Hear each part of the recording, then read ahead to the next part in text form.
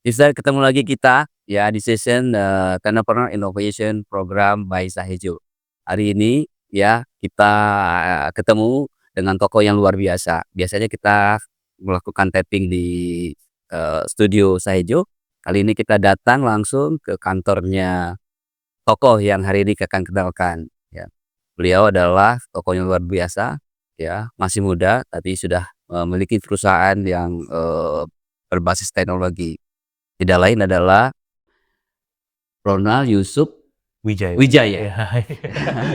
Iya. Sebelah saya, Pak Ronald Yusuf Wijaya, saya panggilnya namanya Pak Ronald ya. Iya. Makasih Pak Ronald yang beri kesempatan kami untuk hadir hari ini. Ya, Pak Ronald ini adalah, pendiri, pemilik dari, fintech, eee syariah namanya adalah Etis ya.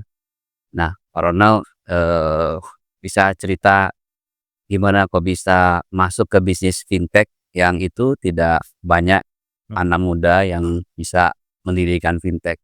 Itu satu fintech, yang kedua syariah lagi gitu ya, dan tidak banyak perusahaan fintech yang syariah. Iya. Silakan Mas Baik. Ronald. Ya, pertama-tama saya ucapkan Pak Shoki terima kasih banyak Ya. sudah mampir ke kantor kami. Ya. Dan terima kasih juga nih saya sudah diundang untuk ke podcast tips, Ya. ketemu sama tipster. Ya. Baik, tadi Pak Shoki menanyakan gimana ceritanya saya bisa ngebangun fintech Iya. kurang lebih 11 tahun yang lalu ya, Pak. Oke. Memang by accident sebenarnya Pak Shoki. Oh, by accident ya? By accident. Mhm. Kami kalau boleh cerita sedikit, awalnya kami di tahun 2013 itu 1 tahun setelah saya mualaf. Ya, jadi waktu itu saya 2012 alhamdulillah memeluk Islam, lalu saya ternyata ketemu kawan saya dan bicara tentang, pembiayaan secara syariah. Dan waktu itu idenya sebenarnya bukan fintech, Pak Syok. Waktu itu idenya sekedar buat naruh project di website cikal bakalnya. Bahkan tahun itu kami tidak tahu bahwa kami itu fintech dan tidak mengerti bahwa itu namanya crowdfunding. Oke, ya ya. Jadi saya di Indonesia, kawan saya orang Singapura. 2013 ya? 2013. Jadi beliau tuh cuma bilang, "Bro, di Indonesia ini kan banyak project, ya kan? Di investor ini banyak calon investor sebetulnya. Tapi mereka banyak yang kapok ke Indonesia. Nah, gimana kalau kita coba cari pengusaha yang bagus, lalu kita tawarkan kepada investor di Singapura. Ya. Tapi karena kita di dua negara berbeda, jadi nanti saya tugasnya adalah ketemu pengusaha, saya coba lihat project-nya, saya coba lihat bisnisnya, sekalian saya analisa. Ya. Kalau oke, saya masukin ke website." Ya ya ya. Nah, di tahun itu jadi kawan saya cuma tinggal warawiri, ketemu orang, buka website, di Indonesia ada project seperti ini, mau ikutan nggak? Iya. Mulai dari $10.000 Singapura. Oke. Buat mereka itu kayak 10 juta, Pak. Iya iya. Ya kan? Jadi waktu itu kami punya project beberapa miliar, tuh investornya naruh rata 100 jutaan. Ya ya. Ya, dan waktu itu kami melihat bahwa, kita melihat bahwa Indonesia ini peluangnya banyak. Project-project juga banyak sekali. Sedangkan di Singapura, muslimnya sedikit, Pak. Tapi mereka solid dan punya uang. Oke, iya iya. Ya mereka sering ngumpul di masjid dan lain sebagainya gitu ya. Nah, di situ kami lihat peluang, akhirnya kami coba waktu itu ada beberapa project properti, Pak. Ya. Project properti ini kami taruh di sana, taruh di website, dan ternyata banyak yang minat. Karena waktu itu kami fokus untuk rumah subsidi. Iya iya. Buat orang Singapura, ternyata mereka melihat social impact-nya besar sekali, Iya Pak. iya iya. Karena kenapa? Mereka nanya saya gini, "Berapa sih harga rumah subsidi di Indonesia?"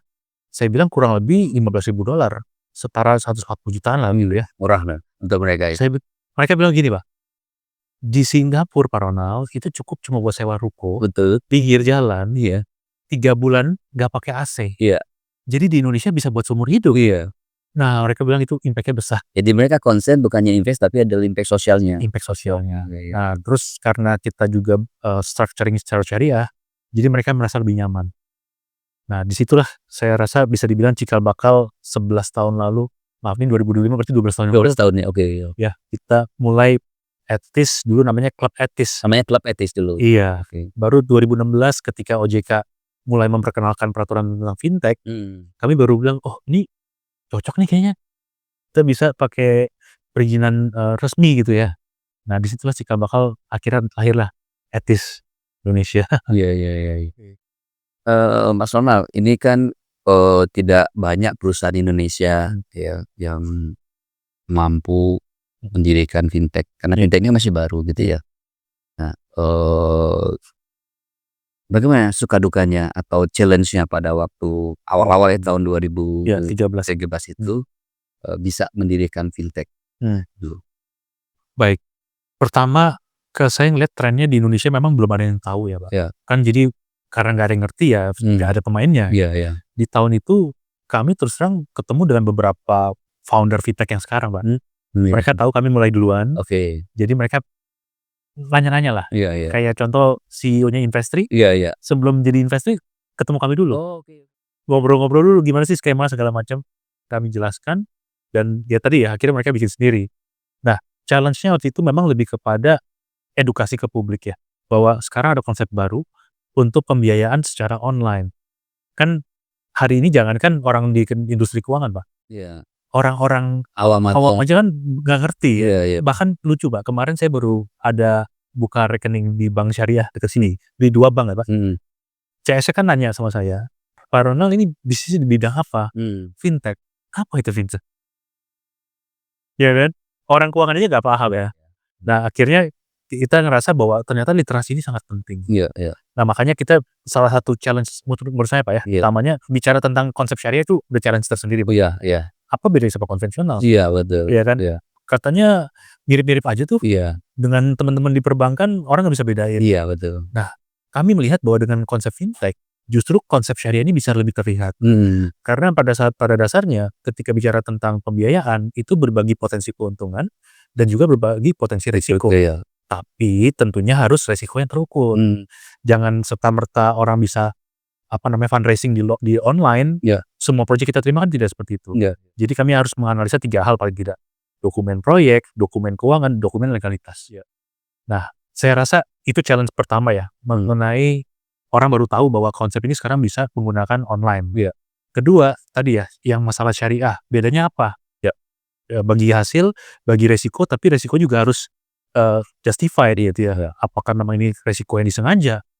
Apa jangan-jangan penipuan dan lain sebagainya ya. Nah, itu saya rasa itu juga challenge, Pak. Nah, yang nyambung nih, yang masa sekarang. Ketika kami terjadi hal-hal yang di luar perkiraan, Pak.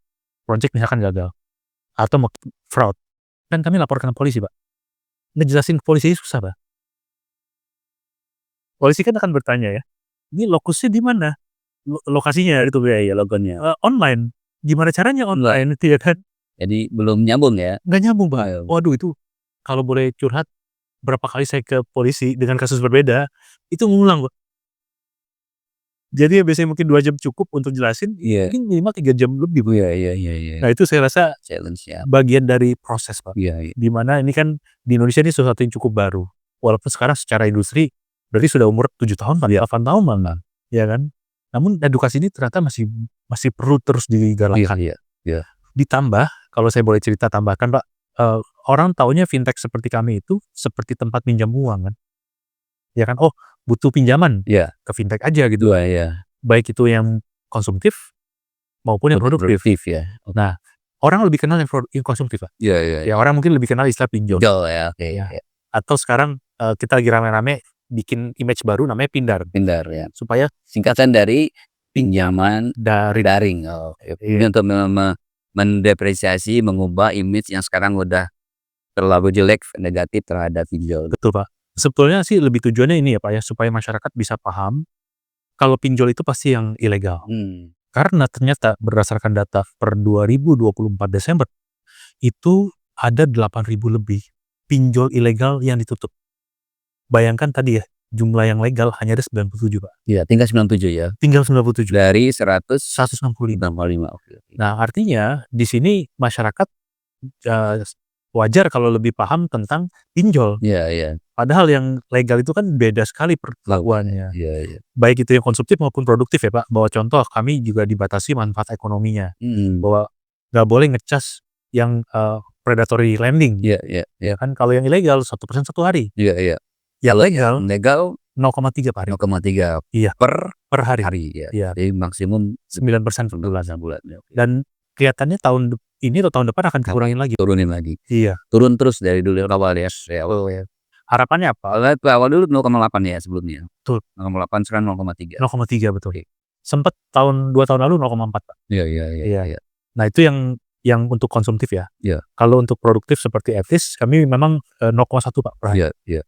Maksimal ya. Iya. Artinya 3% sebulan. Iya. Nah, jadi masyarakat nanti yang ada keperluan untuk tambahan modal itu sudah tahu bahwa kalau misalkan charge-nya nggak lebih dari 3% sebulan, Itu berarti berarti yang legal. itu ilegal ya. Iya, Kalau lebih dari itu pasti ilegal, gitu. ya. Kalau OJK kan bilang ya, kalau kita butuh pakai fintech, itu pastikan 2L, Iya. legal dan logis. Oh, legal dan logis. Nah ini buat saya diundang seperti ini juga sebuah sebagai sarana untuk edukasi masyarakat. Iya. Ya, karena masyarakat itu masih banyak belum tahu dan paham ya. Dan sebenarnya fintech juga kan sangat general ya, kalau kita bicara fintech itu kan banyak sekali ya. Mungkin bisa jelasin Mas Ronald, fintech itu apa gitu kan? Iya. Kan ada payment gateway dan lain-lain, ada general ya, ada blockchain gitu ya. Nanti kita baru masuk ke yang peer to peer ya. Baik, Mungkin bisa jelaskan ke audiens ini sekalian kuliah 2 ya ya. Baik, kalau saya bisa gambarkan secara sederhana, fintech itu apa sih? Kan sebuah gabungan dari 2 kata ya, finansial dan teknologi. teknologi ya. Artinya kami adalah perusahaan teknologi yang memang dipergunakan dalam sektor keuangan. Iya. Dalam hal ini tujuannya untuk memudahkan masyarakat mengakses pemanfaatan produk keuangan secara general. Iya. Makanya kalau bicara dari jenis-jenisnya ini juga banyak, teman-teman. Pertama, kita bicara tentang yang sudah ada itu fintech payment. Iya. Ya, ini paling banyak digunakan. Ada OVO, Iya. GoPay, Dana, dan seterusnya ya. Iya. Nah, ini mungkin saya nggak usah jelasin ya, Iya. ini di bawah Bank Indonesia. Iya, BI. Lalu ya di bawah Bank BI, kemudian ada yang namanya fintech peer-to-peer lending. Iya. Seperti Etis. Ya ini yang sekarang. Iya. Apa sih fintech peer-to-peer lending? Fintech peer-to-peer lending dibagi 2 ya. Tadi ya, konsumtif dan produktif. Kalau yang konsumtif memang tempat orang untuk carikan pinjaman. Iya. Ya. Sedangkan yang produktif, sederhananya ini adalah kami adalah sebuah platform untuk mempertemukan yang punya proyek dengan yang punya uang. Oke. Jadi proyek itu ketika ada pengusaha yang sedang butuh tambahan modal, itu mengajukan pembiayaan ke kami. Iya. Lalu kami akan lakukan evaluasi. Iya. Kalau oke, akan kami listing di platform. Oke. Kemudian para orang user yang punya uang bisa daftar di platform. Kalau ada proyek yang listing, bisa urunan ngebiayai proyek tersebut. Iya. Nah, itu gambaran secara sederhananya ya. Iya. Peer-to-peer lending. Peer-to-peer itu sebetulnya secara harfiah singkatan dari person to person. Oke. Iya. Peer-to-peer gitu. Iya.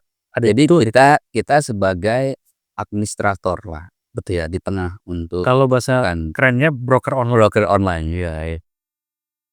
Jadi beda sama bank ya. Kalau bank itu dimasuk ke rekening bank yang dijadikan sebagai asetnya dia, kalau dikelola sama dia. Tapi kalau ini enggak, jadi langsung direct dari pemilik modal ke borrower proyeknya. Betul. Itu disebut dengan peer to peer. Peer-to-peer. Nah, kalau yang sekarang kalau di Etis itu maksimum berapa proyek yang dibiayai dan proyek apa saja yang dibiayai? Baik. Nah, ini juga penting ya Pak. Kalau bicara tentang fintech peer-to-peer yang resmi, memang kami hari ini maksimal hanya boleh penyaluran maksimal 2 miliar. Masih PJK 77 sama ya? Masih 2 miliar. Betul. Ya. Memang ada wacana akan ditingkatkan. Karena kan kalau bicara dengan fintech SCF, ya Etis crowdfunding mereka lebih besar ya. Tapi hari ini masih 2 miliar. Dan tipikalnya di Etis, kami pembiayaan sebetulnya sektor apapun bisa. Ya, pertama tidak haram. Kedua memang tadi ada PO atau SPK-nya Pak. Oke. Tapi kalau ditanya kira-kira sektor apa yang paling favorit, itu ada beberapa ya. Saya bisa sebutkan contoh pembiayaan sektor event organizer. IO. Ya. Lalu ada sektor pengadaan alat kebersihan contohnya. Lalu ada lagi catering, ya gitu ya. Lalu ada lagi pembiayaan sektor solar, ada juga. Kalau teknologi ada beberapa Pak. Kita pernah pembiayaan buat chatbot. Oke, ada juga. Chatbot ya. Bikin iklan di sektor kreatif juga ada. Ya, waktu itu kita pernah pembiayaan untuk bikin ini iklan BMW malah. Oh, ya kan mereka produksi di lokal nih. Itu pembiayaan ternyata melalui platform seperti kita. Oke. Iya. Selebihnya yang stabil kesehatan, Pak. Kesehatan. Oh, kesehatan apanya? Pengadaan. Oh, pengadaan kesehatan. Iya. Supplier untuk alat kesehatan. Betul. Alat kesehatan baik itu medical obatnya maupun si obat-obatannya gitu. Iya. Nah, cuma kan kita lihat secara bisnis sektor keuangan itu kan harus ngelihat tren juga, Pak. Iya. Kita melihat bahwa tahun 2025 ini kan pemerintah sedang banyak penghematan, Pak. Artinya sektor-sektor yang saya sebutkan, contoh seperti IO buat kementerian, berkurang sekarang. pasti berkurang. Iya. Ya kan? Iya. Nah, ini saya pikir akan ada sektor-sektor lain yang memang akan terganggu ya. Iya. Ya itulah kebijakan dan politik ya Pak. Iya. Akibatnya ya tadi, saya rasa memang kita sebagai sektor keuangan juga harus penting mengetahui, memahami akan kemana nih, ya kan tren bisnis yang akan berkembang, mana yang akan turun dan lain sebagainya. Maksudnya kalau gitu bedanya apa sih dengan bank itu tuh? Kelebihannya fintech khususnya, kita cara peer to peer ya, peer dulu, kita bicara peer nanti kita bicara syariah aja. Oke, Peer to peer itu apanya bedanya dengan Bank bank ya. gitu loh? Baik. Kalau bicara fundamental, yang paling fundamental dulu, bank itu mengelola dana masyarakat. Peer to peer tidak mengelola masyarakat, gitu ya. Kedua, bank itu harus pembiayaan berbasis kolateral. Jadi kalau bank harus pakai kolateral, kalau ini Tidak, tidak harus pakai kolateral, berarti optional. option. Jadi ada perusahaan fintech ya, peer to peer yang mensyaratkan, ada yang tidak mensyaratkan. Tidak diwajibkan oleh pemerintah harus ada syarat, kolateral. Tapi kalau bank dia syaratnya harus ada Iya, kolateral ya, by default-nya begitu. by default ya. Satu kelebihannya. Iya, Yang kedua, tadi kan bicara tadi mengelola dana, ada 2 kolateral ya. Ketiga, kita ini, punya speed yang lebih baik. lebih cepat lah. Betul. Berapa lama tuh Kalau datanya sudah ada, harusnya mungkin maksimal 1 minggu. oh seminggu ya? Iya. Ya oke. Sebetulnya 1 hari bisa. 1 hari bisa? Iya, Oke. cuma kan kadang kita situasional juga. Iya iya. Kenapa? Karena kita gimana pun juga harus memenuhi semua ketentuan, Pak. Contoh, dokumen legalitas harus ada, dokumen keuangan harus ada. Iya iya. Kaminya siap, si pengusahanya submit dokumennya on time tetap Bisa siap ya. Betul. Oh. Artinya apa? Ya ini kalau emang bicara tadi semua sudah lengkap, 1-2 hari harusnya cukup. Oke. Gitu ya. Jadi isunya kan sebenarnya gini, kalau di bank itu kan ada lama tuh prosesnya, ada komitenya kan, Iya, komite investasi, mereka rapat dulu, prosesnya bisa panjang, bisa jalan bisa 1 bulan tuh prosesnya. Kalau di kita lebih cepat. Bisa lebih cepat. Cuman mungkin isunya adalah masalah ini, Fundraising funding-nya, ya fundraise-nya kan butuh banyak orang, kadang-kadang itu maksimum berapa lama, bisa terpenuhi Baik. ya dari peer to peer, Iya. itunya? Saya pikir case by case juga, Pak. Oke, by case, oke. Jadi di peer to peer itu kalau dari regulator kami, itu ada 2 pendekatan, Pak. Yang pertama namanya one to many, yang kedua namanya many to one. Oh oke, ada 2? Ada 2, Ya, one to many, sama many to one. Bedanya apa? One to many artinya 1 orang pemodal itu bisa menyalurkan ke banyak Banyak. project. Iya, Artinya apa? Dia punya uang yang banyak, banyak ya. itu nyalurin. Iya. Namanya super lender. Iya, super lender. Oh, punya super lender juga? Punya super lender Oke. juga. Yang pendekatan kedua namanya many to one, Iya. atau urunan Iya. online. Mhm. Nah, ini biasanya cukup makan waktu, tapi alhamdulillah di kami beberapa case terkumpul 1 jam, Iya iya. 2 jam, kadang bisa sampai 2 minggu, Pak. Iya iya iya. Bedanya apa, Pak? Mhm. Bedanya adalah ketika mitra yang kami listing, biasanya mereka akan menawarkan produk investasinya kan. Contoh misalkan mereka bilang mereka punya project pengadaan. Berapa bulan proyeknya? 2 bulan, 3 bulan, 4 bulan, biasanya makin pendek makin cepat. Iya iya iya. Ya, terkumpul lebih cepat. Kedua, bagi hasilnya berapa sih? Iya iya. Oh, dia akan lihat bagi hasil juga ya? Iya, kan otomatis mereka menarik nih. Iya iya. Ketiga, sudah berapa kali dibiayai? Kalau sudah rutin lebih cepat. Betul, makanya kalau case-case nanti mungkin, teman-teman bisa coba cek juga di platform seperti kami. Ada beberapa nasabah yang sudah 15 kali pembiayaan, 20 kali pembiayaan. Oke. Itu bahkan sebelum launching sudah habis, Pak. Oke, karena sudah percaya, sudah trust ya, sudah Sudah ada credibility. trust-nya. Makanya kami selalu coba sampaikan kepada mitra-mitra kami, "Pak, Bu, kami bukan tempat pinjam uang. Kami tempat panggung buat Bapak Ibu menunjukkan bahwa bisa berbisnis dengan baik, dengan amanah." Iya iya iya. Semakin sering dibiayai, 1 kali berhasil, 2 kali berhasil, 3, 4, 5 nih orang akan antri, Pak. Iya iya iya. Ya kan? Artinya apa? Alhamdulillah kami sudah 4 kali nih, Pak, kejadian. Baru-baru ini terjadi lagi. Mitra-mitra yang bagus-bagus, Pak, akhirnya dapat equity investor baru, Pak. Masuk sebagai equity? Sebagai pemegang saham. Mereka Mereka bilang sama kami, "Pak, ini perusahaannya bagus. Kami mau invest sebagai pemegang saham boleh nggak?" Yang terakhir baru aja bulan lalu, Pak. Oke. Ya, perusahaan dari Malaysia malah. Bilang, menghubungi kami mau akuisisi perusahaan ini. Iya. Akuisisi 50% dengan jumlah 20 miliar. Jadi ini benar-benar bisa bikin UKM tadi, Pak, naik kelas. Iya iya iya. Yang selama ini, mohon maaf ya, kalau di lembaga keuangan incumbent, ya yang tahu mereka bagus hanya lembaga keuangan ya, Pak. Iya iya iya iya iya. Betul ya? Iya iya iya. Kalau di platform, yang tahu kita bagus, itu adalah semua orang yang terekspos. Iya. Yang buka website, yang buka aplikasi kita, gitu, Pak. Iya iya. Iya. Nah, kita coba balik lagi tadi yang, bedanya dengan bank ya. Tadi udah sampaikan bahwa satu bisa lebih cepat, lebih simpel ya, Tidak harus kolateral. tidak harus kolateral gitu ya. Terus, bagi hasilnya, sudah diatur kompetitif dengan bank gitu ya. Kemudian apalagi yang lain kira-kira kelebihan dengan bank? Sebetulnya saya mungkin nggak dalam posisi untuk membanding-banding apa, tapi bahkan kami sebetulnya lebih ke melengkapi bank. Artinya apa? Kami ada beberapa case pembiayaan itu dilakukan oleh perbankan melalui platform kami. Oh oke, iya iya iya. Yang tadi ya Superlender. Iya Superlender. Superlender Sebenarnya adalah bank juga? bisa bank, bisa perorangan. Oke, iya iya. Nah, yang dalam kasus kami punya dua-duanya, Pak. Yang perorangan pun ada, yang perbankan pun ada. Ada, oke. Nah, Pertamanya pasti harus syariah dong berarti? Bank syariah. Ya, Ini uniknya fintech syariah, boleh dari non syariah. Oh boleh non syariah. Iya. Oke oke. Tapi struktur pembiayaannya syariah. Syariah. Oh struktur perusahaannya syariah tapi sebab Dananya dari konvensional.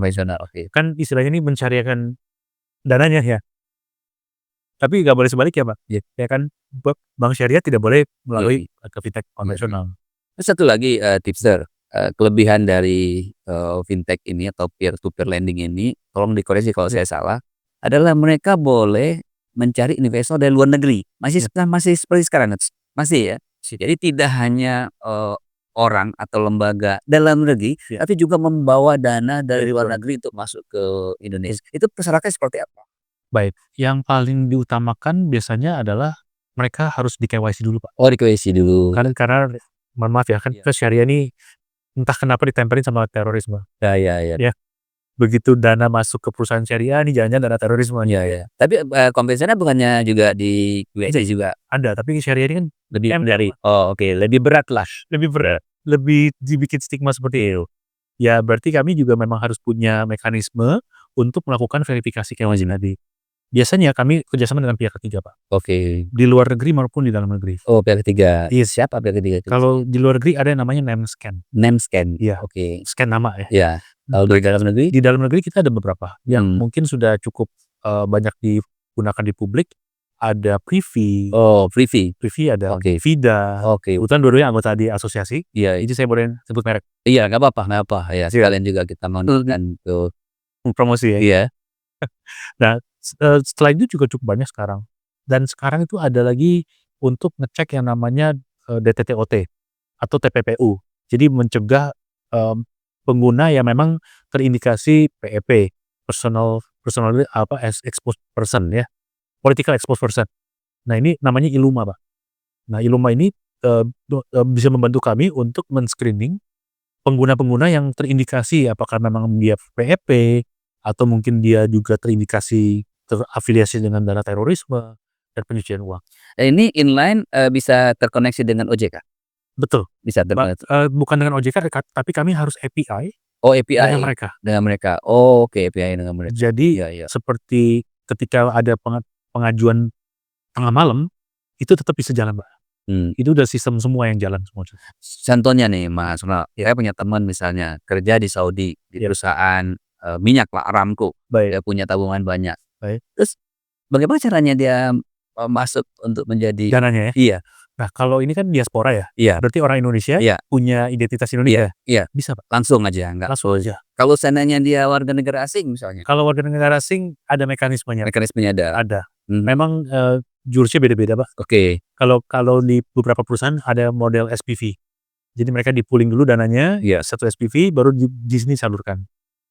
Walaupun OJK itu sebenarnya men-encourage untuk investasi langsung, Pak. Investasi langsung asing ini, tapi saya lihat problemnya satu, Pak. Perusahaan KYC di Indonesia itu belum bisa KYC orang luar negeri. Tanda tangannya nggak diakuin jadinya, kan? Namun kecuali misalkan orang asing sudah punya kitas di Indonesia, kan boleh buka rekening bank. Oh. Itu nggak ada masalah. Ini melalui bank lah ya? Tetap melalui bank. Atau ya remitansi. Iya. Saya pikir itu ya. Jadi jurusnya macam-macam, Pak. Tergantung kategori foreigner ini yang mana nih. Ya, kalau yang di kami memang foreigner. Ya, tidak punya kitas, tidak pernah kerja di Indonesia. Tapi kami mempromosikan bahwa di Indonesia ini banyak peluang pembiayaan secara syariah. Iya. Di situ bedanya sih. Ya. Oke, Mas Ronald, kita kan tahu kira-kira 10 tahun yang lalu ya, itu kan banyak bank-bank yang tutup, ya kan di luar negeri ya, karena adanya fintech ya, ya kan. Artinya dengan fintech kan nggak perlu ada cabang di mana-mana, kemudian nggak perlu banyak karyawan gitu. Gimana situasinya sekarang ya? Wah ini bicara fakta industri aja ya. Iya. terus terang sentimen negatif itu tetap ada. Tetap ada ya. Bukan masalah predatory lending ya. Iya. Itu satu hal lah. Kedua, memang ada beberapa case perusahaan-perusahaan besar, fintech-fintech besar yang ternyata melakukan fraud. Ternyata melanggar kepatuhannya dan cukup dalam, bahkan merugikan masyarakat. Iya. Nah, tapi masih ada juga yang bertahan kan. Ya buat saya ini mungkin secara optimisnya adalah ini namanya pendewasaan industri, Pak. Bahwa yang baik, bahwa yang comply akan bertahan, support sama pengguna gitu ya. Sehingga yang memang ternyata terbukti melakukan pelanggaran itu akan pelan-pelan akan habis, Pak.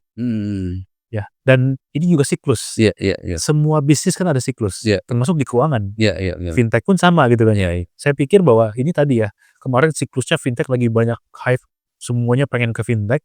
Sekarang lagi banyak pujian. Ya, oke. Tapi balik lagi nih, saya pikir kalau ini bisa dilewati dengan baik, maka akan meningkatkan kredibilitas di masyarakat. Iya. Contoh juga dengan perbankan yang tadi ya, stigmanya kan, oh ini banyak yang terpaksa tutup karena terdisrupsi oleh fintech. Iya. Hari ini tercipta keseimbangan baru. Keseimbangan baru ya. Oke, ya. Equilibrium itu ya tadi, bank itu sudah mulai kerjasama dengan fintech untuk penyaluran. Ditambah lagi bahwa ternyata sekarang ada bank digital nih. Iya, bank digital. Dan mereka juga sudah berubah ya. Iya. Ya, mempercepat proses. Jadi persaingan fintech dong. Iya. Dia menggunakan aplikasi juga. Mau buka rekening cukup langsung online, gambar saja. Jadi ini sekarang mulai ada keseimbangan. Sudah mulai keseimbangan. Bank itu pun berinovasi ke digital bank. Tapi ya memang saya melihat tetap ada value proposition tersendiri, Pak. Dimana ya setahu saya Pak ya, digital bank hari ini kan semua ke sektor konsumer, Pak. Iya. Belum bisa orang pengajuan pembiayaan produktif ke digital bank. Iya. Mekanismenya nggak bisa. Memang harus tetap ada site visit, udah harus ada collateral kan, itu Bang. Tapi saya pikir ya nanti mungkin tetap akan ada, tapi ya saat ini bisa juga digital bank bekerjasama dengan fintech dan produktif. Nah, saya pikir ini yang dimaksud dengan equilibrium tadi ya Pak. Semuanya malah jadi sinergistik gitu Pak. Iya. Ini Mas Ronald, nanti tuh saya kan lagi bayangkan sekarang. Ini kan regulasi yang mengatur kan ya. Dulu pada waktu awal fintech masih belum terlalu diatur sehingga lebih bebas ya. Kemudian bank sudah diatur duluan sehingga lebih ketat. Satu saat nanti regulator sudah sadar nih. Kemudian nanti ya sudah nggak, kalau mau pinjam ke bank nggak usah pakai kolateral lagi gitu. Nanti ada kemudian kejadian nggak sebenarnya, apalagi sekarang bank sudah ada bank digital ya. Antara fintech dan bank itu sudah sama saja, seamless. Ada kemungkinan seperti itu nggak? Baik. Pertanyaan menarik. Baik. Terima kasih Pak Syukri. Ini berat tapi sebenarnya saya senang ditanya seperti ya. Sekarang kita kenal masanya AI, Pak. Dan kita juga sering dengar yang namanya open finance. Saya melihat dengan tren adanya AI, terus juga open finance technology, lama-kelamaan data kita itu akan menjadi segitu berharganya untuk melakukan underwriting atau credit analysis. Ketika kita sudah sering pakai aplikasi perbankan, kan semua kebaca Pak. Berapa sih tabungan kita? Kalau itu tinggal di-connect Pak. Verifikasi itu udah nggak perlu pakai manusia lagi ya. So bisa pakai AI ya. AI. Contoh misalkan saya ngaku bikin laporan keuangan. AI itu bisa ngebaca di laporan real. Iya. Ketika semua teknologi point of sales, teknologi accounting terkoneksi semua dan ada AI yang ngejahitnya Pak, saya cukup yakin keuangan itu akan sudah di next level. Masuk akal ya. Manusia harusnya tadi cukup bekerja dengan amanah. Semua yang sifatnya akuntansi terus sistem itu udah akan mencatat sendiri. Trennya naik, trennya turun. Layak dibiayai atau tidak. Gitu Pak ya. Bahkan ini nggak tahu ya akan terjadi kapan Pak. Dengan kecanggihan AI yang ada Pak, dengan growth-nya juga segitu signifikannya, mungkin nanti ada masa manusia tidak perlu kerja lagi Pak. Semua akan difasilitasi oleh artificial intelligence. Ibaratnya gini Pak, sekarang kan udah dikenal yang namanya AI itu ada agentic AI, agen AI. AI bikinin pendapatan buat saya setiap bulan. Dia bisa jadi pesuruhan kita untuk making money Pak. Apapun bentuknya. Sampai di titik mungkin uang itu jadi tidak berharga lagi. Ya kan, ketika tadi bicara energi dikonversi dari matahari bisa jadi panas, bisa jadi listrik. Hmm. Udah tersambung dengan teknologi, Ya. manusia udah tidak perlu kerja lagi, Pak. Iya iya iya. Sekarang kan di Jepang teknologi agriculture semua udah pakai teknologi. Iya, sudah pakai AI. Kalau kita fokus untuk ngebangun teknologi, semua itu akan difasilitasi oleh teknologi, Pak. Manusia cukup Ya. berkreasi yang lain aja. Iya iya iya iya. Nah itu saya nggak tahu itu apakah akhir zaman. Iya iya, iya. Nah, Mas Unang, kita balik lagi ya. Nah, jadi sekarang etis sudah 13 tahun ya, 13 tahun. 13 tahun perjalanannya. Iya. Nah, sekarang kita kalau seandainya sekarang kan sekarang dibatasin ya jumlah fintech ya yang peer to peer. Iya. Sekarang tinggal 97. 97. 97 itu yang share ini ada 7 ya kan ya. Oke. Nah, ini kalau seandainya teman-teman yang muda-muda pingin seperti Mas Ronald lagi seperti dulu gitu ya, Heeh. bisa mendirikan perusahaan Ya. ini gitu, kira-kira apa syarat-syarat yang baru sekarang? Kalau dulu kan waktu saya sama Mas Ronald beli perusahaan ya, Iya. fintech kan dulu kan lebih sederhana lah ya, modalnya cukup 2,5 miliar ya, Iya. kalau POJK G7 ya. Nah, sekarang sudah ada POJK 40 ya. Betul, Pak. Nah, seperti apa isinya POJK 40 itu untuk mereka yang mau memulai bisnis fintech gitu ya? Kalau seandainya dibuka ya. Ya, jadi ada 2 kondisi, Pak Shoki. Pertama kalau dibuka, kedua ini kalau emang ini ya, Pak, ya, punya modal besar. Iya. Terus terang, sekarang game fintech itu udah bukan gamenya startup lagi, Pak. Bukan kayak dulu lagi udah. Jauh, Pak. Oke. Saya bahkan kalau boleh jujur tidak mengencourage Iya, mana untuk buka ya. untuk buka ini. Iya, iya. Kenapa? Contoh ya, Pak, untuk pendaftaran baru sekarang modal dasar minimal 25 miliar. Sekarang 25 miliar. Dulu cukup 2,5 miliar. Cukup 25 miliar. Sekarang 10 kali lipat. 10 kali lipat. Oke. Barrier to entry-nya udah Iya. bukan game startup. Iya iya iya. Jadi agak susah dong anak muda yang kalau nggak punya uang ya. Tuh. Kecuali anak mudanya punya uang dan punya resource, punya network, Pak. Iya iya. Padahal nanya orang kaya ya. Udah ada privilege ya. Nah, jadi itu pertama. Kedua tadi ya, kita bicara tentang standar compliance cost. Iya. Ngebangun fintech itu harus punya orang-orang yang sudah tersertifikasi.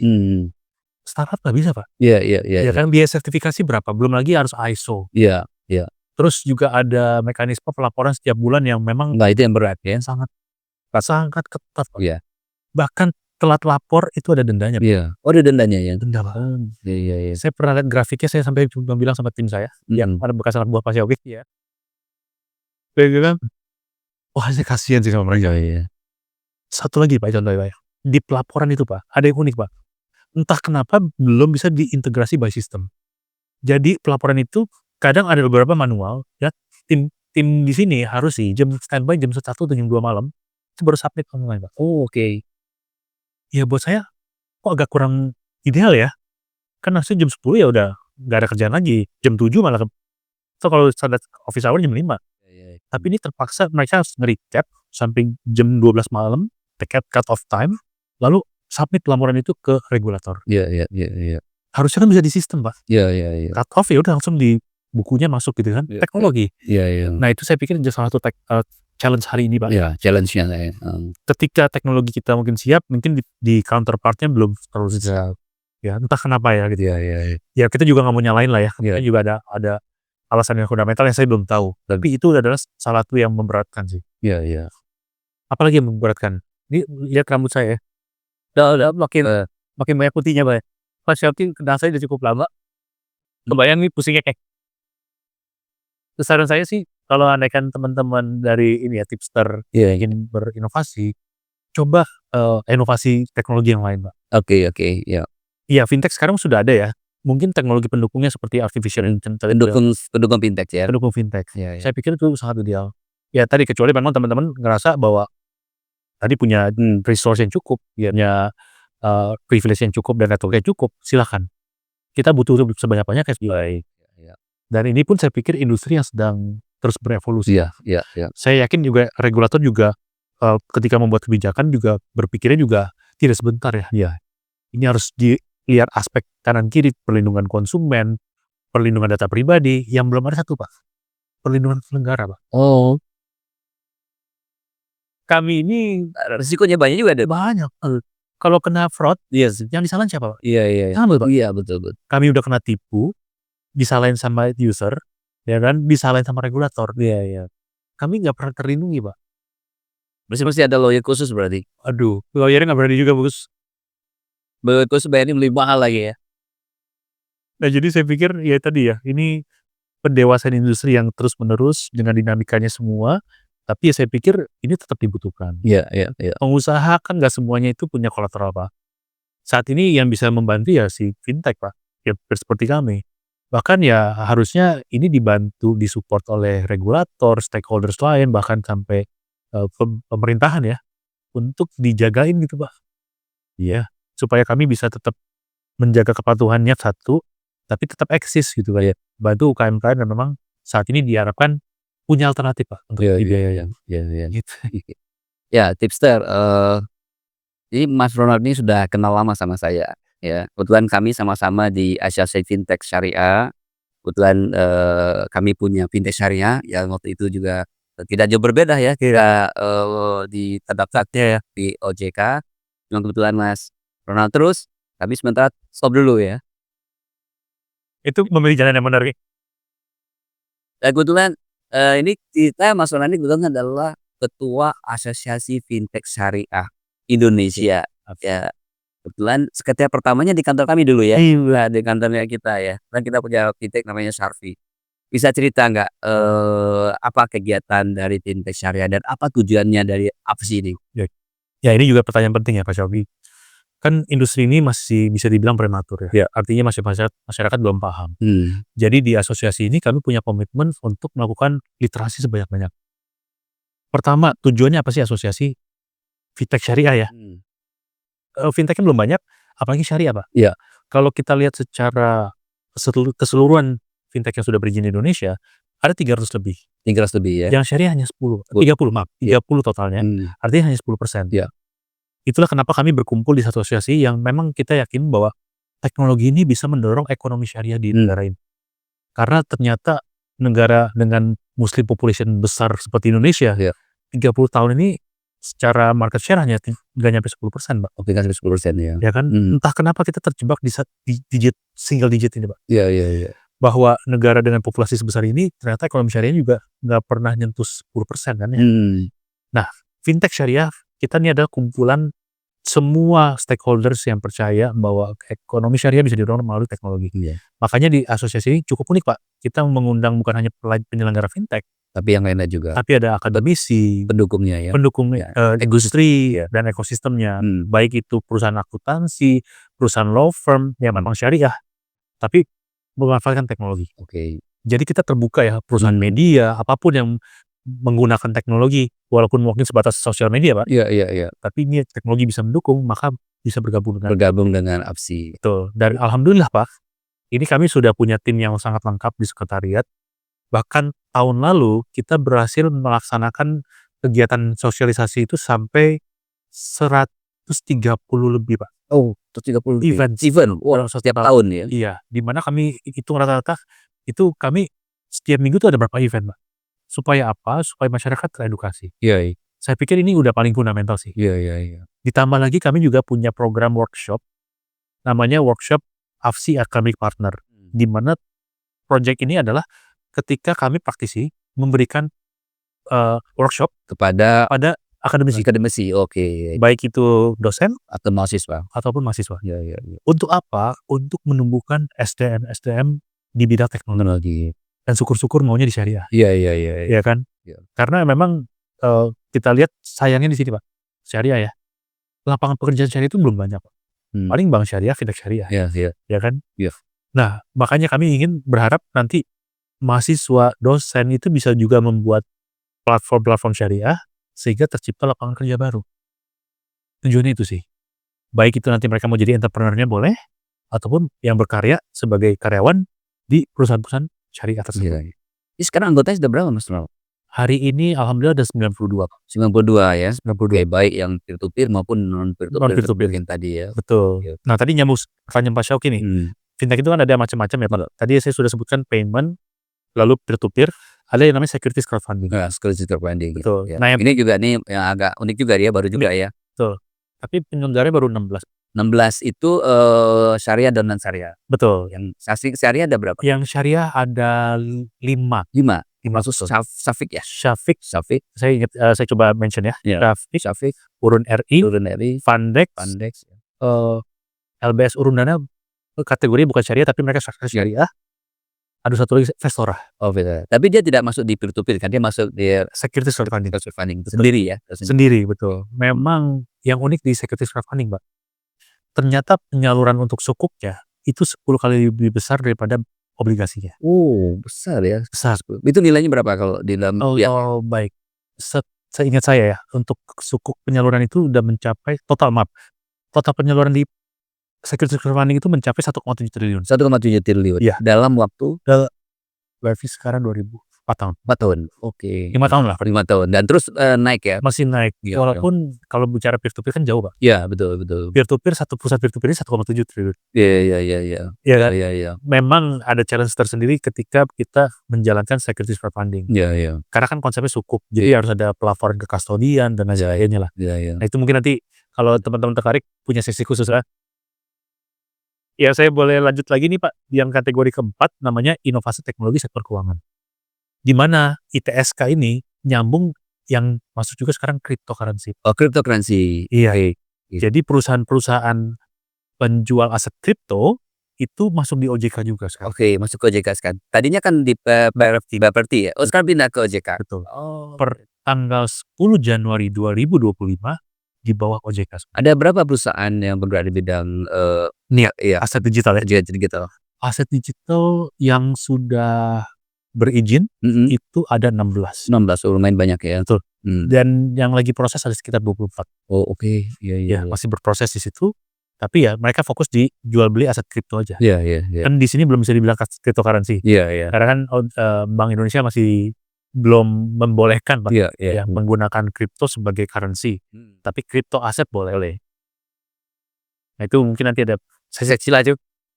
Ini sesi kita panjang nanti nih ya, berkali-kali baru kita bisa sekali knowledge cover semua masalah fintech ya. Iya. Nah, sekarang kita balik lagi peer to peer lending. Iya. Ya. Nah, baik itu peer to peer lending, kemudian kita bicara peer to peer lending syariah. Iya. Ya. Apa bedanya peer to peer lending syariah dengan yang konvensional? Baik. Kalau bicara dari model bisnis, Pak, tentunya kalau yang syariah itu kan harus sesuai dengan nilai-nilai syariah ya. Contoh, apakah boleh denda? Sebetulnya boleh, Pak. Boleh denda ya? Boleh, asalkan memang ini adalah kesengajaan atau kelalaian. Kan jangan sampai syariah sendiri diremehkan, Pak. Oh, syariah, udah ntar aja bayar ya. Sering, Pak. Ya kan? Jadi kami akan lihat situasi. Di modus nanti kan kalau itu. Katanya syariah kok kena denda? Anda sendiri bohong. Iya ya. Kalau itu bukan kebohongan, bahwa itu murni ke faktor X ya, Pak. Misalkan ada resiko yang mereka juga tidak mau gitu ya. Contoh misalkan harusnya sudah dibayar dalam 2 bulan, ternyata nih perusahaannya molor nih bayarnya 3 bulan. Kalau bisa dibuktikan tidak ada denda. Oh, oke. Ya kan? Iya. Prinsipnya pembiayaan yang punya etika. Oke. Atau ethical financing ya. Mohon maaf ya kalau di konvensional kan tidak mengenal hal tersebut, Pak. Iya. Bahwa ya kalau telat ya denda saja gitu tanpa ada reason lah ya. Nggak ada reason. Kalau masih bisa ada pertimbangan reasonnya ya. Kalau di syariah harus memperhatikan itu. Kedua, ketika berakad juga kita lihat case by case. Kalau memang projectnya punya margin yang bagus, bagi hasilnya juga bagus dong harusnya. Kalau yang konvensional kan enggak. Skornya A, rate sekian. Skornya B, rate sekian. Tanpa melihat sektornya, Pak. Iya. Padahal different sektor, different margin. Iya. Sektor misalkan sembako, marginnya tipis, Pak. Iya. Tapi sektor tertentu kayak event organizer, marginnya tebal. Iya. Boleh dong bagi hasil lebih. Nah, itulah beberapa fundamental yang dia ada. Mungkin ada satu lagi fundamental, tolong koreksi saya kalau salah adalah kalau di sana itu tidak ada pinjam uang, betul? Ya. Yang ada adalah kerjasama. Iya. Pembiayaan. Iya. Kan pinjam uang seperti di bank nggak boleh. Betul. Gitu ya? Boleh. Tapi kan ada lebihnya. Ya, tidak berlebihnya. Kalau lebihnya ada bentuk riba ya. Betul. Apalagi kira-kira akad-akadnya mungkin bisa cerita juga sedikit. Oke. Akad-akad dari 7 yang syariah. Ya. Kalau etis sendiri kami memang mungkin satu-satunya, Pak, yang paling fokus musyarakah. Oh, musyarakah. Oke. Iya. Bisa jelaskan sedikit musyarakah itu apa? Oke. Secara sederhana musyarakah itu adalah ketika kita dengan pemilik dana dengan pemilik proyek itu bersyirkah, sama-sama nyetor modal. Ya. Jadi Dalam persentase tertentu. dalam persentase tertentu. Kalau misalnya musyarakah itu kan artinya pemodal misalkan 95%. Iya. Jadi si pemilik proyek pun harus ada setoran modal juga. Oh, sebagian ya. Syirkahnya di situ. Iya. Itu ada berapa persennya? Maksud saya ketentuannya. Sebetulnya tidak diatur, Pak. Tidak diatur. Kalau di kami memang kami prefer 90% maksimal. Oh, 90% maksimal. Iya, Jadi 10 minimum 10% lah Minimum dari pemilik proyek. pemilik proyek juga kontribusi 10%. Misalkan ada proyek nilai 1 miliar, modal kerja 800 juta, maka 80 juta Dari si milik proyek, kemudian sisanya Dari investor. betul. Kalau mudarabah itu kan boleh ya, 100% dananya dari investor. Tapi kalau kami memang lebih cenderung ke Masyarakat. ya. Ada lagi yang akad menggunakan murabaha. Kami juga ada murabaha atau jual beli ya. Di mana ya tadi konsepnya macam-macam nih Pak. Apakah memang si pemilik proyeknya itu butuh dibiayain untuk pengadaan barang, sehingga barang itu kami yang belikan dulu. Nanti sepakatin bahwa pemilik proyek akan bayar berapa ke kami atas beli barang tersebut dalam tempo berapa lama. Sederhananya seperti itu ya. Case-nya juga banyak sekali ya. Tapi yang sederhana seperti itu. Yang cukup banyak hari ini fintech peer-to-peer syariah itu banyakkan di anjak piutang. Anjak piutang syariah, yaitu ada 2 akad biasanya. Iya. Akad wakalah, yaitu untuk bantu pengajian, sama akad card. Oke. Ya. Jadi ini berarti dia sudah dapat proyek, tinggal nunggu pembayaran aja. Betul. Kemudian underlying-nya adalah Si invoice ya. Invoice. Oke. Iya. Saya pikir itu ya Pak. Jadi musyarakah, murabahah, sama invoice pajak piutang yang paling move. Iya. Tinggal nanti teman-teman yang mungkin sedang punya kebutuhan cari ke fintech yang relevan gitu. Iya. Bukan berarti ke satu fintech pasti dapat jawaban semua, tidak. Ya kan? Tapi teman-teman perlu pelajarin juga apakah fintech tersebut punya produk yang sesuai kebutuhan juga. Nah, tadi kan lebih banyak kepada borrower ya. Ya. Kayak pengusaha UKM yang ingin membutuhkan modal. Nah, sekarang kalau kita balik ke lender ya. Nah, kalau anak muda gitu mau jadi lender ada syarat nggak gitu? Ada minimum nggak? Berapa gitu? Oh iya. Baik. Nah, kalau untuk minimum investment ticket size-nya di etis paling tidak 1 juta minimal. Oh, 1 juta. Berarti kalau sudah punya 1 juta bisa deh ya? Bisa. Tapi ada syarat kedua Pak. Sekarang itu yang investasi di peer-to-peer itu harus punya NPWP. Oh, punya NPWP. Berarti umurnya di atas 17 tahun ya? Betul. Nah, ini ada menarik. Kebetulan Pak Syauqi nanya nih. Di POJK 40 yang baru Pak, itu dalam 3 tahun ke depan itu akan diatur. Yang boleh investasi ke peer-to-peer hanya professional investor. Oh, apa tuh kriterianya professional investor? Saya juga bingung Pak. Karena gini Pak, apa definisi investor sih? Profesional, apakah ada sertifikasinya? Sudah ada di state di dalam ya Pak, sudah state. Sudah, betul. Cuma mungkin penjelasannya masih belum jelas. Betul, harus dipertajam. Ya. Kan balik lagi Pak, sebetulnya kan fungsi atau keberadaan fundamental peer-to-peer itu kan untuk akses kepada retail investor. Iya.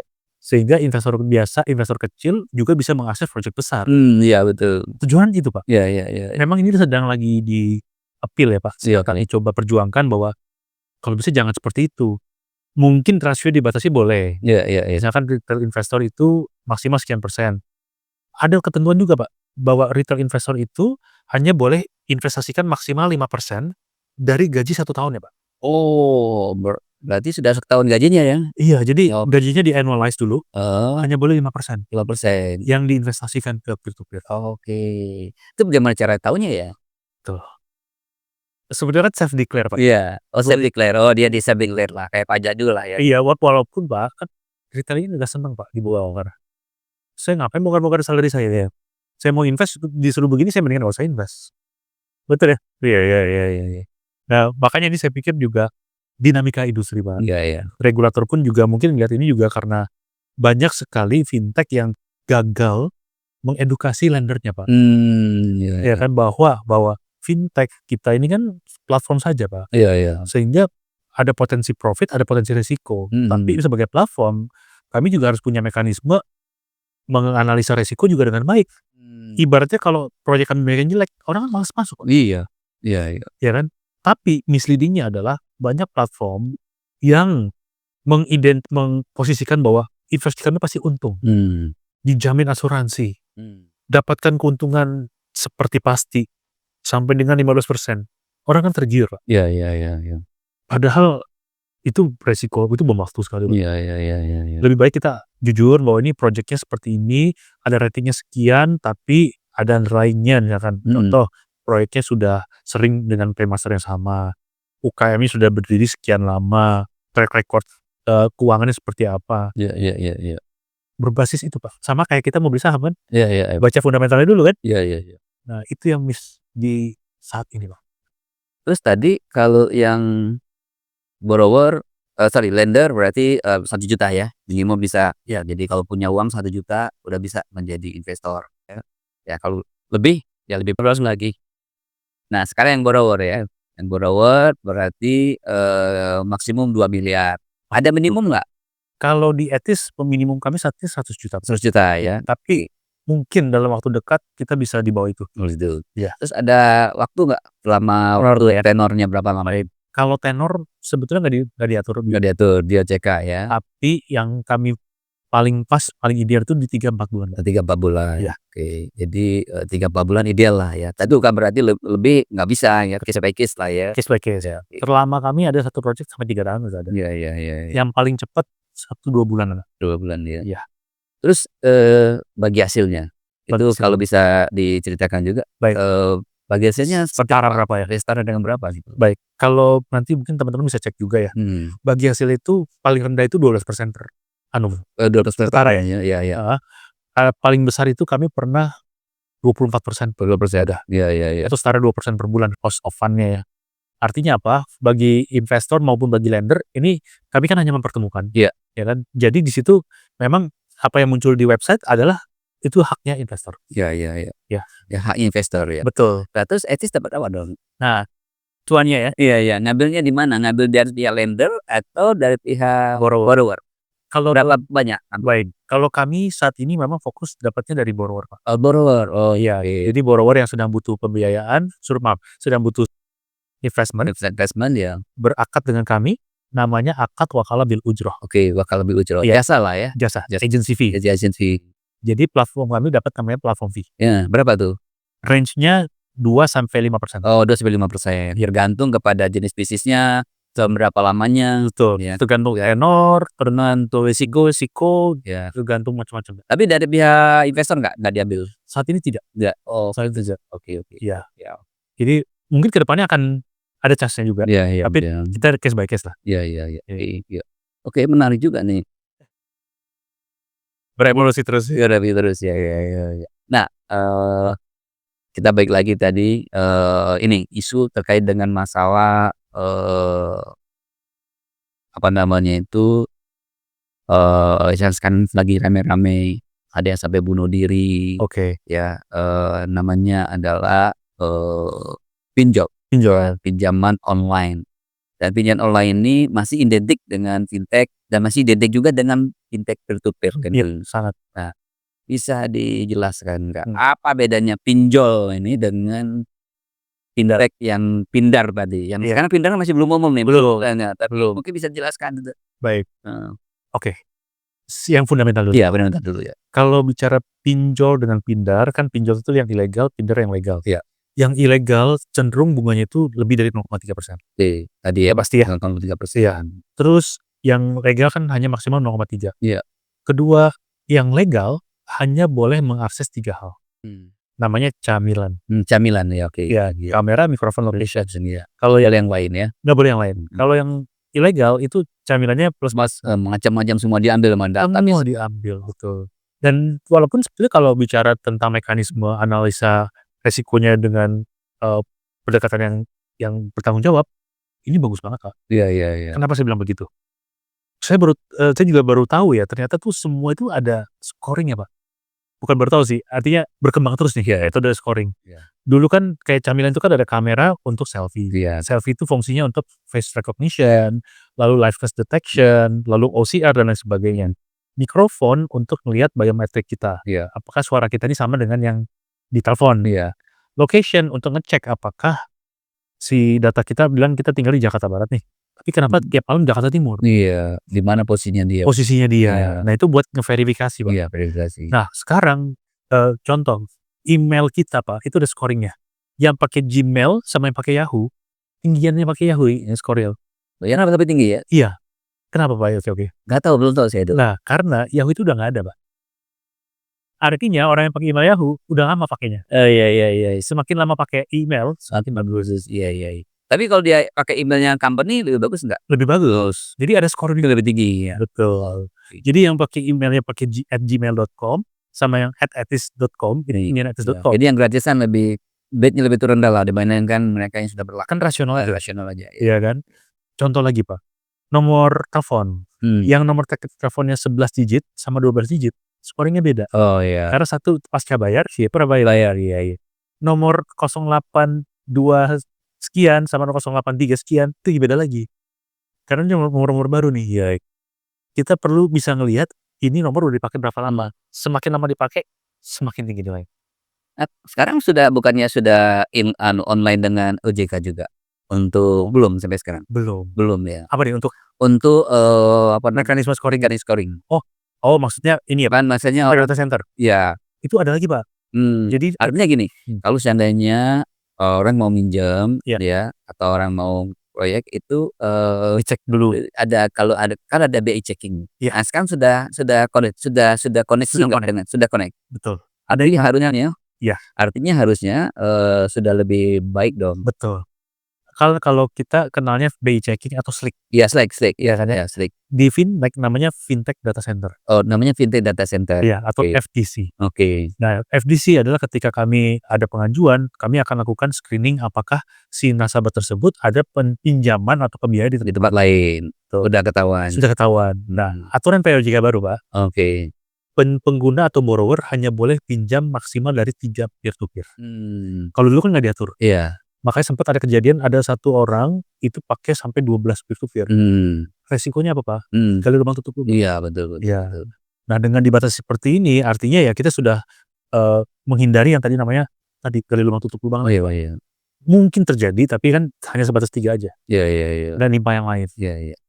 Terus kalau gitu gimana caranya ya untuk mereka yang tidak ketipu, supaya nggak ketipu gitu? Caranya, tipsnya gimana kalau supaya dia bisa mencari Oke.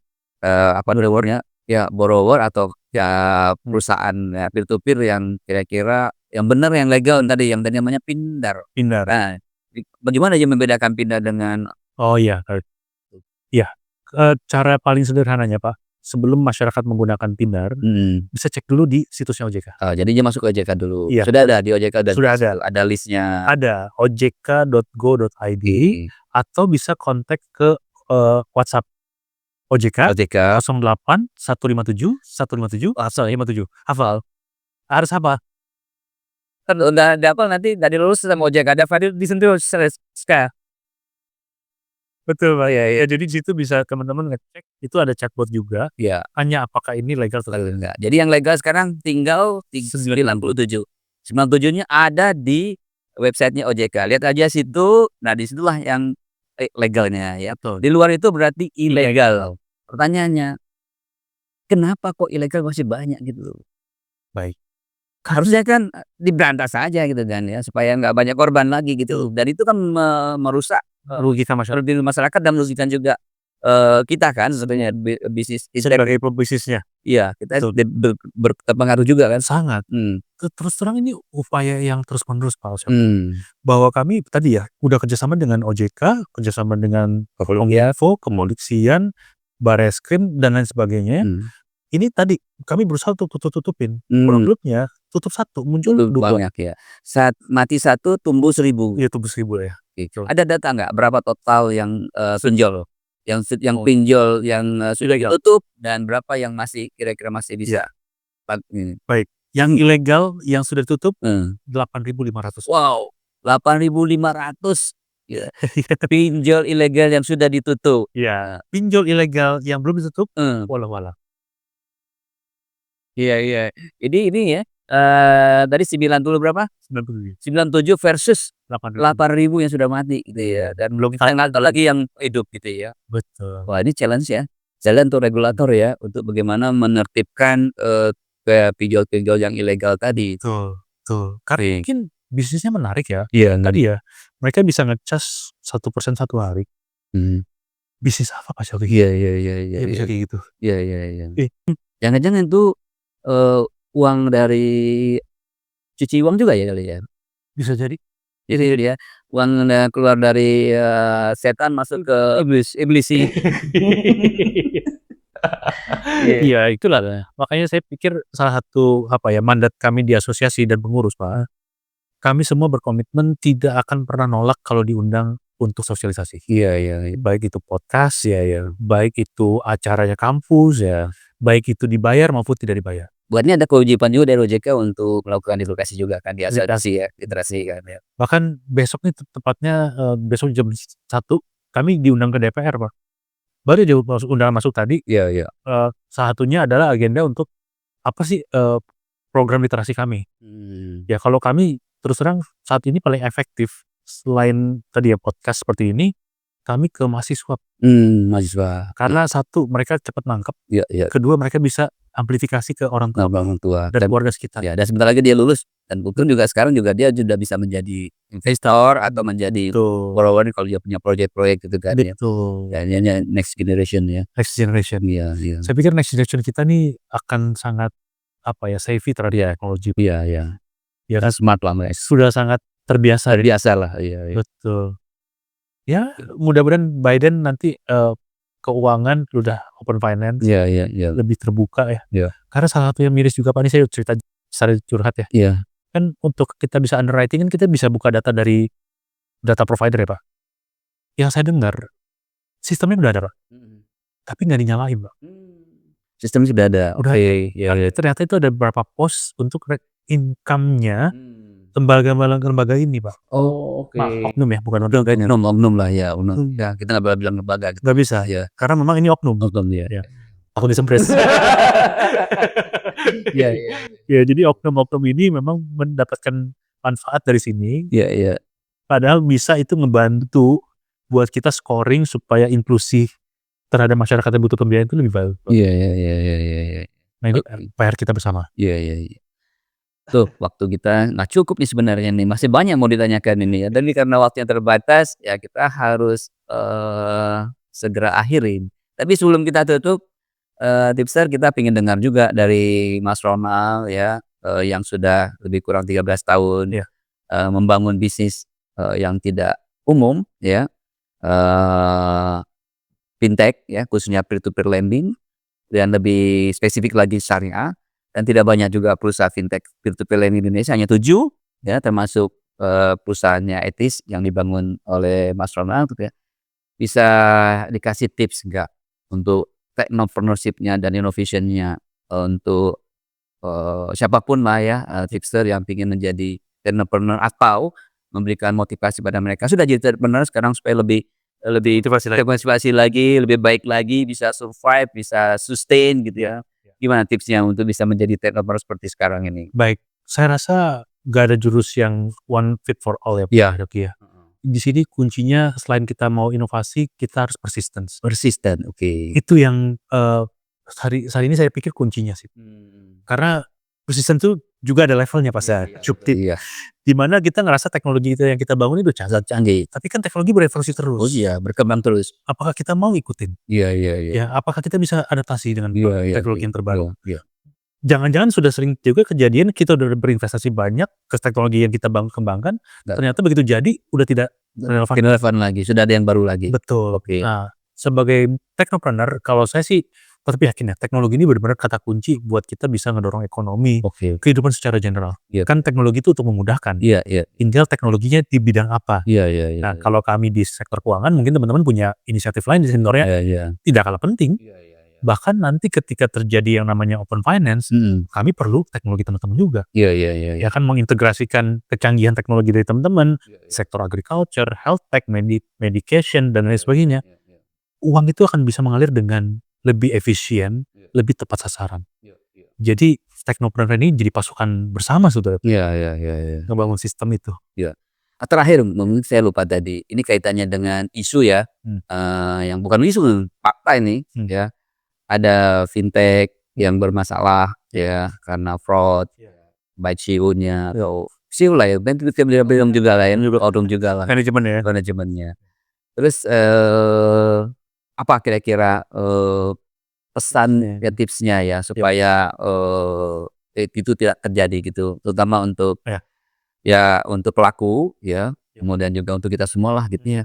Kalau anak-anak muda juga ya mungkin juga, ada kata kunci pasti ya, apalagi yang bisnis syariah gitu. Iya. Baik. Kalau saya pikir balik lagi ke statement-nya OJK yang 2L tadi, Pak. Soal tadi ya, Legal dan logis. legal dan logis ya. Kalau legal jelas harus pastikan yang legal, Iya. karena yang legal ini teman-teman kan sudah pasti kita diaudit. Walaupun tidak jaminan kan tadi ada kasusnya tuh, Iya iya ya kan. Tapi setidaknya sudah 50% lebih aman. iya iya iya. Betul ya. Kedua logis, ketika mereka punya platform, apakah keuntungan ataupun manfaat yang diberikan itu logis atau tidak?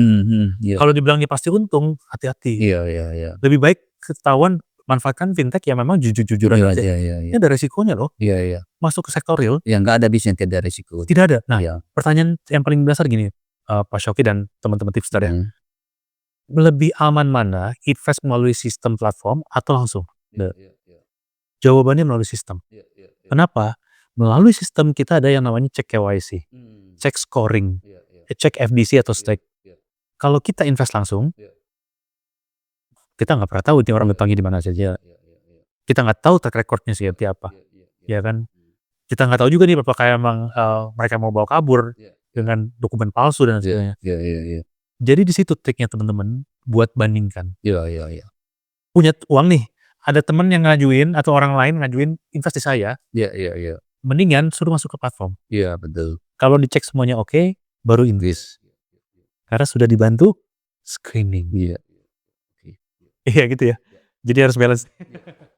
Oke oke, baik. Makasih, Mas Ronald, ya sudah lebih dari kurang 1 jam kita ngobrol-ngobrol santai ya, untuk lebih mengenal, apa itu fintech, apa itu peer to peer lending, apa itu, fintech syariah, kemudian apa itu APSI ya. Iya. Mudah-mudahan Mas Ronald tetap sehat, tetap semangat, Oh, siap, kemudian iya. sama-sama, soal bisnis juga tetap lancar ya. Mudah-mudahan juga menjadi, penggerak ekonomi untuk membantu startup-startup yang lain, anak-anak muda yang lain di dalam hal support untuk pembiayaan ya, Ya. permodalan ya, sehingga bisa berkolaborasi dengan cara syariah. Ya, sekali lagi makasih Mas Ronald. Sama-sama Pak Shoki. Ya sebelum kita tutup kita ada sedikit, oleh-oleh nih dari Indonesia, dari Iya. tips ya ya buku ya karya kita, Wah. ada 65 tokoh Jambi ya, Oh, untuk memberi informasi juga ke, Mas Ronald. Iya iya, saya terima ya. Ya, kasih. Oke, Makasih makasih. Pak Shoki.